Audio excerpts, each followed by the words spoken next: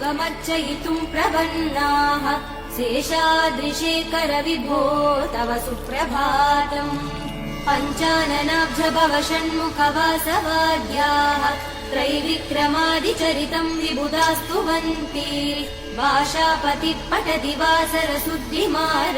आदाय पादयुगमर्चयितुम् प्रपन्नाः शेषाद्रिशेखर विभो तव सुप्रभातम् पञ्चाननाब्ज षण्मुखवासवाद्याः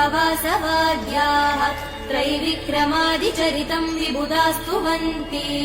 भाषापतिः पठति वासरशुद्धिमारात् आदाय पादयुगमर्चयितुम् प्रपन्नाः शेषाद्रिशेखर विभो तव सुप्रभातम् पञ्चाननाब्ज षण्मुखवासवाद्याः त्रैविक्रमादिचरितम् विबुधास्तुवन्ति भाषापतिः पठति वासरशुद्धिमारात्